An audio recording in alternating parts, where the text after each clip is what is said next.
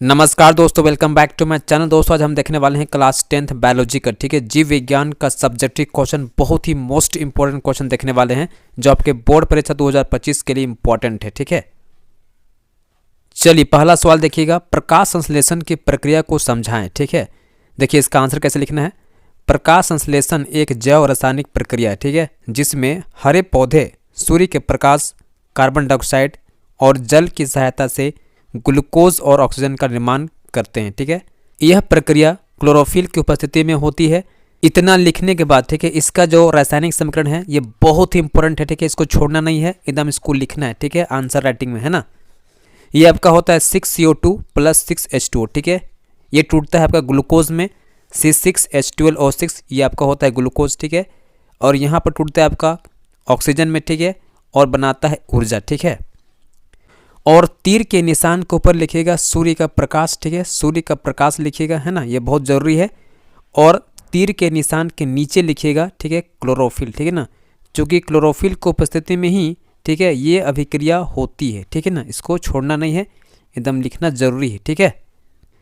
उसके बाद देखिए सेकंड क्वेश्चन, ठीक है, मनुष्यों में हृदय के कार्य का वर्णन कीजिए, ठीक है। इसका आंसर देखिए, ठीक है, हृदय एक पंपिंग अंग है जो रक्त को यानी खून को पूरे शरीर में प्रवाहित करता है, ठीक है। ये 4 कक्षों में विभाजित होता है, ठीक है। 2 अलिंद, ठीक है, इसको बोलते हैं अट्रिया, ठीक है, और 2 निलय, इसको बोलते हैं वेंट्रिकल, ठीक है। ऑक्सीजन युक्त रक्त बाएं अलिंद में प्रवेश करता है और बाएं निलय से शरीर के अंगों तक पहुंचता है, ठीक है। वहीं कार्बन डाइऑक्साइड, ठीक है, युक्त रक्त दाएं अलिंद में आता है और दाएं निलय से फेफड़ों में ऑक्सीजन प्राप्त करने के लिए भेजा जाता है, ठीक है। उसके बाद देखिए नेक्स्ट क्वेश्चन, पौधों में, ठीक है, नियंत्रण और समन्वय के लिए उत्तरदायी हार्मोन कौन कौन से हैं, ठीक है। देखिए इसका आंसर देखिए, पौधों में नियंत्रण एवं समन्वय निम्नलिखित हार्मोन के माध्यम से होता है। पहला देखिए ऑक्सिन, ठीक है, पौधों की वृद्धि और झुकाव के लिए इंपॉर्टेंट होता है। जिब्रेलिन, ठीक है, तने की लंबाई बढ़ाने के लिए होता है। साइटोकाइनिन कोशिका विभाजन को प्रोत्साहित करता है, ठीक है। एब्सिसिक एसिड पत्तियों को झड़ना, ठीक है, पत्तियों का झड़ना और बीजों की निष्क्रियता के लिए उत्तरदायी होता है, ठीक है। अगला सवाल देखिए, मानव मस्तिष्क के मुख्य भागों का वर्णन कीजिए, ठीक है। मानव मस्तिष्क 3 मुख्य भागों में विभाजित होता है, ठीक है। प्राथमिक मस्तिष्क बोलते हैं इसको, फोरब्रेन, ठीक है, यह स्मृति, तर्क और भावनाओं को नियंत्रित करता है, ठीक है। उसके बाद देखिए मध्य मस्तिष्क, इसको बोलते हैं मिड ब्रेन, ठीक है, यह दृष्टि और श्रवण की प्रतिक्रियाओं का समन्वय करता है। उसके बाद देखिए हिंड ब्रेन, ठीक है, यह संतुलन और मांसपेशियों के समन्वय के लिए जिम्मेदार होता है, ठीक है। उसके बाद देखिए नेक्स्ट क्वेश्चन, मानव जनन तंत्र का वर्णन कीजिए, ठीक है, मानव जनन तंत्र का वर्णन कीजिए, ठीक है। इसका आंसर देखिए, ठीक है, मानव जनन तंत्र नर और मादा दोनों में विभाजित होता है, ठीक है। नर जनन तंत्र, ठीक है, शुक्राणु बनाने के लिए उत्तरदायी होता है। इसमें अंडकोश, शुक्रवाहिनी और लिंग शामिल होता है, ठीक है। मादा जनन तंत्र में क्या होता है, अंडाणु निर्माण और भ्रूण के विकास के लिए उत्तरदायी होता है। इसमें अंडाशय, डिंबवाहिनी, नलिका, गर्भाशय और योनि शामिल होता है, ठीक है। उसके बाद देखिए अगला सवाल, वंशागति और विकास में डीएनए की भूमिका को समझाएं, ठीक है।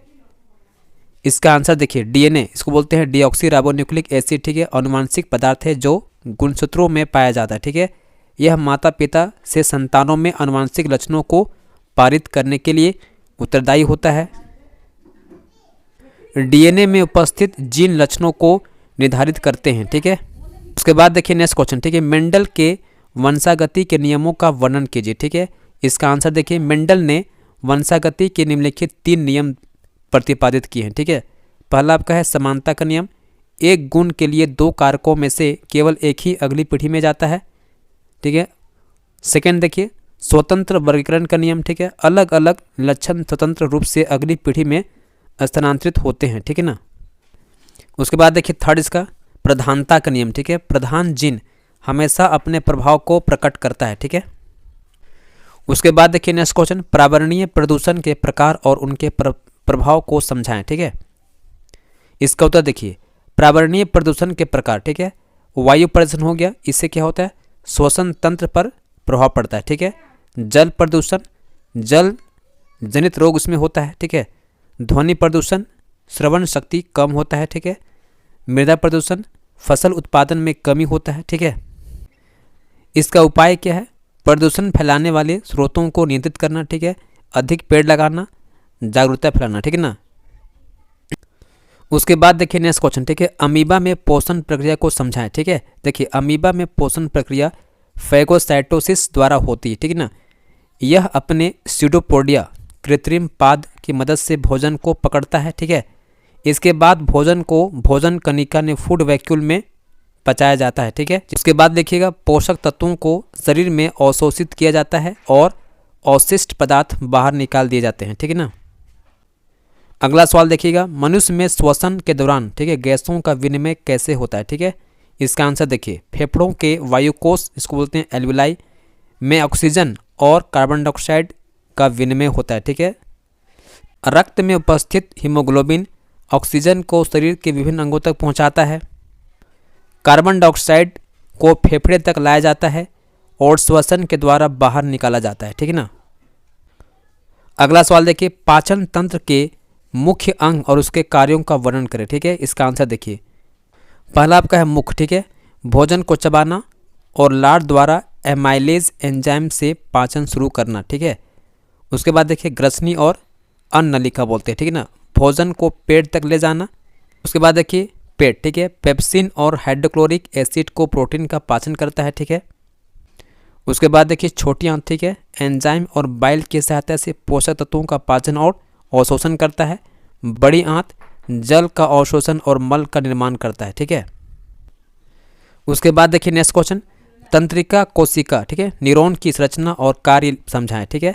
देखिए तंत्रिका कोशिका, इसको बोलते हैं न्यूरॉन, ठीक है, मुख्यतः 3 भागों में विभाजित होता है, ठीक है। पहला आपका है सेल बॉडी, ठीक है, इसमें कोशिका का केंद्र न्यूक्लियस होता है, ठीक है ना। उसके बाद देखिए सेकेंड आपका डेंड्राइट्स, ये संकेतों को ग्रहण करते हैं, ठीक है।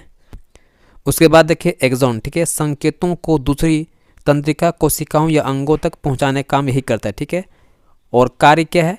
यह तंत्रिका तंत्र में संदेशों का संचार करता है, ठीक है। उसके बाद देखिए नेक्स्ट इंपॉर्टेंट क्वेश्चन, ठीक है, रिफ्लेक्स क्रिया क्या है, ठीक है, एक उदाहरण दीजिए, ठीक है। इसका उत्तर देखिए, जब कोई क्रिया, ठीक है, बिना सोच विचार के स्वचालित रूप से होती है, ठीक है, उसे रिफ्लेक्स क्रिया कहते हैं, ठीक है ना। इसका एग्जाम्पल देखिए, गर्म वस्तु को छूने पर हाथ तुरंत खींच लेना, ठीक है ना। उसके बाद देखिए नेक्स्ट क्वेश्चन, पौधों में लैंगिक और अलैंगिक प्रजनन के प्रकार समझाएं, ठीक है ना। इसका आंसर देखिए लैंगिक प्रजनन, ठीक है ना, नर और मादा युग्मकों का सम्मिलन जैसे फूलों में होता है, ठीक है ना। अलैंगिक प्रजनन क्या होता है? बिना युग्मकों के प्रजनन, जैसे आपका हो गया कली द्वारा, जैसे ईस्ट में, ठीक ना। स्पोर गठन जैसे आपका फर्न में होता है। खंडन ये आपका होता है स्पायरोगारा में, ठीक है ना। उसके बाद देखिए नेक्स्ट क्वेश्चन, मनुष्यों में भ्रूण का विकास कहाँ होता है, ठीक है। देखिए मनुष्यों में भ्रूण का विकास गर्भाशय में होता है। निषेचित अंडाणु यानी जाइगोट, ठीक है, गर्भाशय की दीवार से जुड़ता है और पोषण प्राप्त कर भ्रूण में विकसित हो जाता है, ठीक है ना। उसके बाद देखिए नेक्स्ट क्वेश्चन, वंशागति में प्रधान और अप्रधान लक्षणों का उदाहरण देकर समझाएं, ठीक है ना। देखिए प्रधान लक्षण क्या होता है? जो हमेशा व्यक्त होते हैं, जैसे मटर के पौधों में लंबा पौधा, ठीक है ना, इसको बोलते हैं डोमिनेंट, ठीक है ना।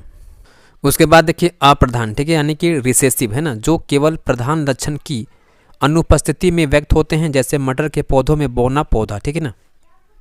उसके बाद देखिए नेक्स्ट क्वेश्चन, डार्विन के प्राकृतिक चयन सिद्धांत को समझाएं, ठीक है।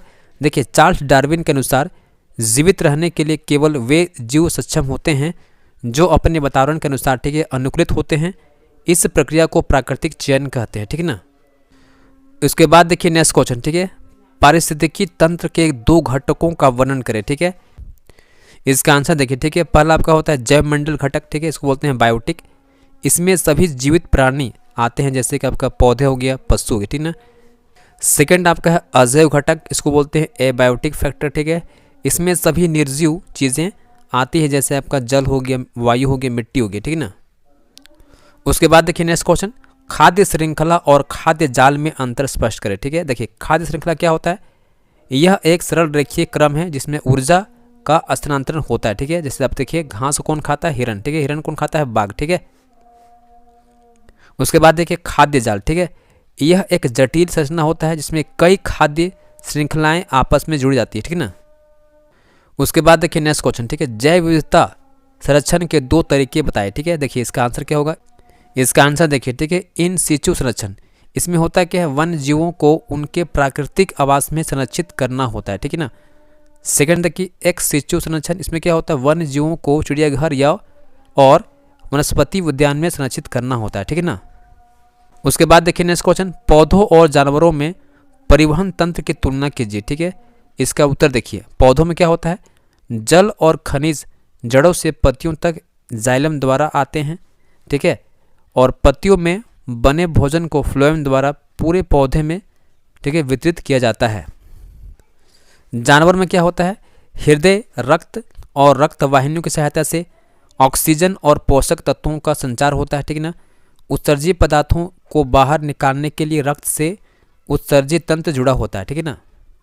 उसके बाद देखिए नेक्स्ट क्वेश्चन, मनुष्य के उत्सर्जन तंत्र का वर्णन कीजिए, ठीक है। देखिए मुख्यतः क्या होगा, गुर्दा, ठीक है, मूत्रवाहिनी, मूत्राशय और मूत्रमार्ग, ठीक है। गुर्दा में क्या होता है, रक्त को छानकर उसमें से यूरिया, पानी और अन्य अपशिष्ट निकालते हैं, ठीक है ना। मूत्रवाहिनी में क्या होता है, मूत्र को गुर्दे से मूत्राशय तक ले जाती है। मूत्राशय में क्या होता है, मूत्र को अस्थायी रूप से संग्रहित करता है, ठीक है। और मूत्रमार्ग से क्या होता है, मूत्र को शरीर से बाहर निकालता है, ठीक है ना।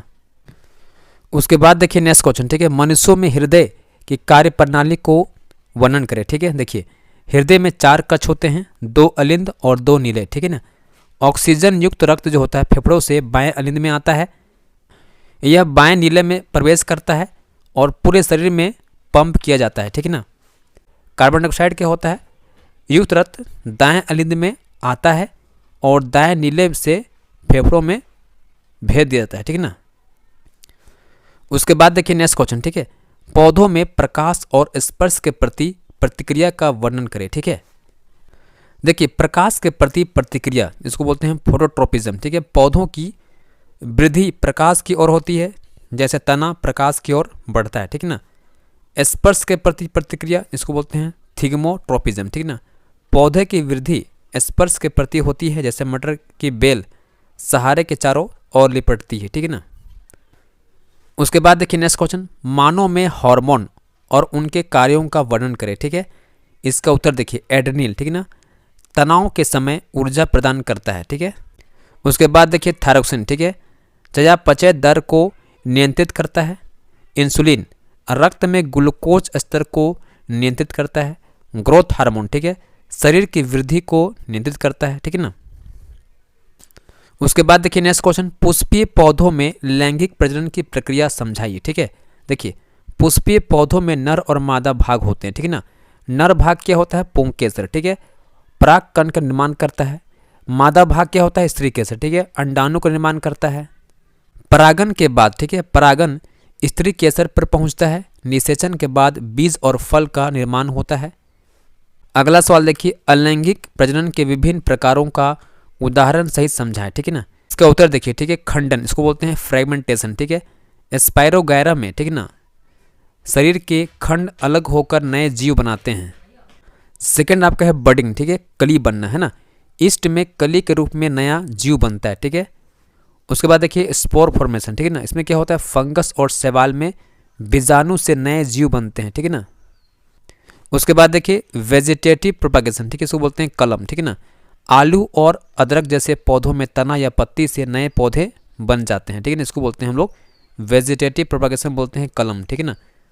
उसके बाद देखिए मटर के पौधों पर किए गए मेंडल के प्रयोग का वर्णन करें, ठीक है ना। देखिए इसका उत्तर देखिए, मेंडल ने मटर के पौधों पर निम्नलिखित प्रयोग किए, ठीक है। पहला, एक गुण यानी सिंगल ट्रेट, ठीक है, लंबा और बौना पौधा, ठीक है। 2 गुण, इसको बोलते हैं डाइहाइब्रिड क्रॉस, ठीक है। बीज का रंग, ठीक है, और आकार। परिणाम क्या होता है, पहले पीढ़ी यानी F1 जनरेशन में क्या होता है, सभी पौधे प्रधान लक्षण वाले थे, यानी कि डोमिनेंट थे, ठीक है ना, लंबे, है ना। दूसरी पीढ़ी यानी F2 में लक्षण 3:1 के अनुपात में विभाजित हुए हैं। उसके बाद देखिए नेक्स्ट क्वेश्चन, ठीक है, ओजोन परत का क्षरण और उसके प्रभाव को समझाएं, ठीक है। बहुत ही मोस्ट इम्पोर्टेंट क्वेश्चन है। देखिए कारण क्या है, CFC, ठीक है, इसको बोलते हैं क्लोरोफ्लोरोकार्बन का उपयोग, ठीक है। प्रभाव क्या होता है, त्वचा कैंसर का खतरा होता है, ठीक है ना। पौधों की वृद्धि प्रभावित होती है। इसका उपाय क्या है? इसका उपाय क्या है? CFC का उपयोग कम करना होगा, ठीक है। ओजोन अनुकूल उत्पादों का उपयोग करना होगा, ठीक है। आगे देखिए, कचरे के प्रबंधन के तरीके क्या है, ठीक है। इसका आंसर देखिए, जैविक कचरे का पुनर्चक्रण, ठीक है, खाद बनाना। गैर जैविक कचरे का पुनर्चक्रण, प्लास्टिक और धातु का पुनः उपयोग, ठीक है। कचरा पृथक्करण, ठीक है, जैविक और गैर जैविक कचरे को अलग करना। उसके बाद देखिए नेक्स्ट क्वेश्चन, ठीक है, स्थायी विकास, ठीक है ना। सस्टेनेबल डेवलपमेंट क्या है, इसके सिद्धांतों को समझाएं। देखिए इसमें होता है क्या है, संसाधनों का विवेकपूर्ण उपयोग होता है, ठीक है, पारिस्थितिकी तंत्र की सुरक्षा होता है, ठीक है ना, और भविष्य की पीढ़ियों के लिए संसाधनों का संरक्षण भी होता है, ठीक है। तो आपको इस प्रकार से पॉइंट को एकदम याद करना है, ठीक है ना।